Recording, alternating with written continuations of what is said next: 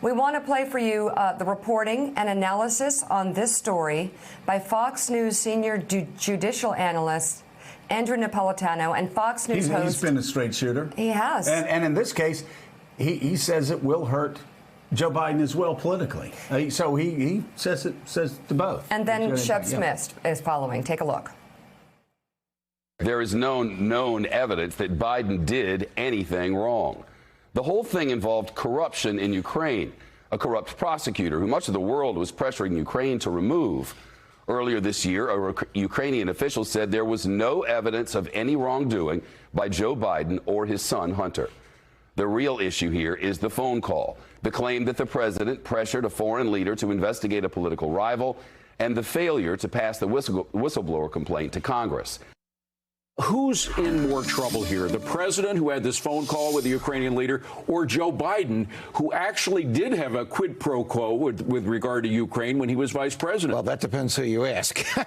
Well, I'm asking the judge. I think this is the most serious charge against the president, far more serious than what Bob Mueller dug or dragged up against him. If there was a quid pro quo, it does appear as though $250 million in defensive weaponry was held back for a period of time while these 8 conversations were going on between the president. Even though there was nothing said, according to the Wall Street Journal, that was quoting a couple of sources they have that were apparently privy to this phone conversation. They said there was no specific quid pro quo. So mentioned. If you are the president of the United States and you are making a conversation that you know your intelligence community is listening to, of course you're not going to articulate a quid pro quo. You'll just make the quid pro quo happen.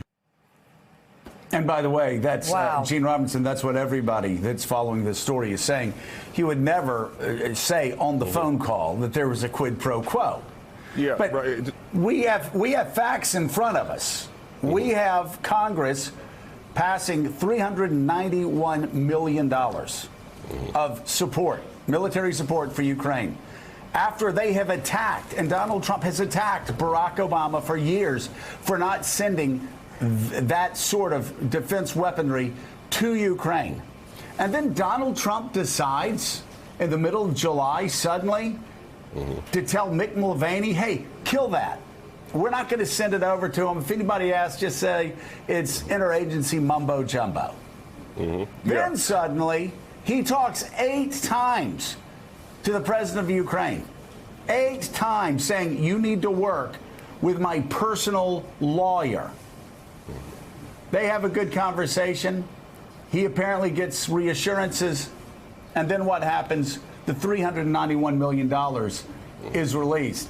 I can tell you, not only in the court of law, but I would suggest among American citizens, that's pretty strong evidence. Yeah, you would love this case if you were a prosecutor, wouldn't you? Yes, I would. You know, and the question of whether or not there is an explicit proffer of a quid pro quo in the phone call is irrelevant. This is the kind of thing that prosecutors over here on wiretaps of organized crime figures all the time. You know, you got a nice little eastern half of your country there. It'd be shame if anything happened to it and you didn't get your military aid. And by the way, you need to investigate my potential rival for the presidency. This is truly, well, outrageous is a word we've used many times the past few years, and so you run out of words. But the facts that we know already. I mean, let's investigate more. Let's find out more. But the facts we know already are just on their face impeachable. This is insane. This cannot. This is really bad for our country. It cannot happen in the United States of America. Maybe in, Robert Mugabe's Zimbabwe or someplace like that, but not in the United States of America. This is not the way our country does business. It's the way Donald Trump does business. And by the way, Willie, let's just look at the fact pattern here. You're the president of Ukraine. Congress has approved $391 million. You are beginning to go into negotiations with Vladimir Putin, who has invaded your country. You are desperate for that $391 million. You are desperate to meet with the President of the United States. He will not meet with you.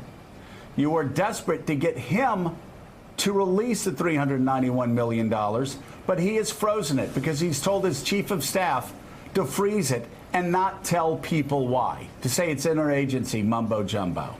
And it's so important. Then the president of the United States, I'm sorry.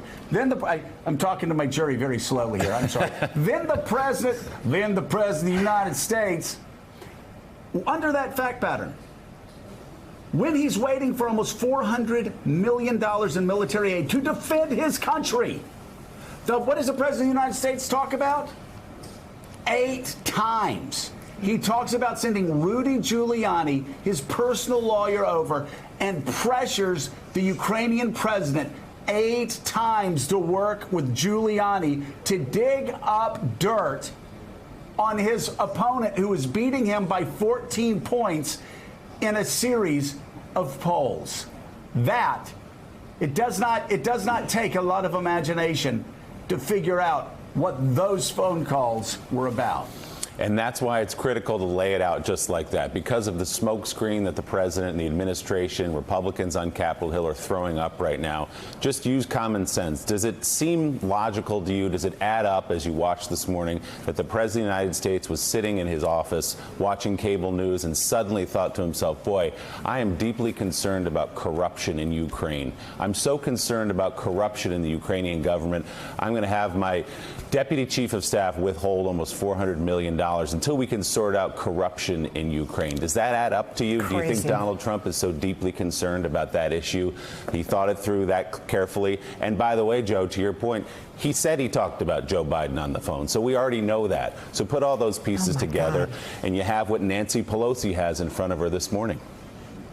And Mika, he wasn't worried about corruption because he had already gotten a report card from everybody. And as Ed Luce said, this wasn't just Joe Biden. He was acting on what Angela Merkel and the IMF and everybody else said about this previous investigator who was not investigating Biden's company again hard enough. Are these other companies? A lot of people believed he was on the take. So, again, if the president was concerned about corruption, he could have picked up the phone and he could call any world leader and they would have said, yes, this actually, Ukraine is in better shape now because they fired the investigator. Still ahead on Morning Joe, 7 freshman Democrats back impeachment in what could be an influential move. We'll talk to 2 of them when Congresswomen Alyssa Slotkin and Abigail Spanberger join us live. And as we go to break, here's President Trump learning the details of his trade war in real time, in public, with the cameras rolling. You're watching Morning Joe. We'll be right back. Well, they're starting to buy a lot of our ag product, but Steve, could you... That was actually at our request. They delayed that. So we didn't want there to be any confusion. They have started buying agriculture. They're going to reschedule that at a different time. The timing didn't work. But that was purely at our request. Why was that our request, just out of curiosity? We didn't want confusion around the trade. Yeah, but I want them to buy farm products. There was no confusion. We want them to buy agriculture. They committed to buy agriculture.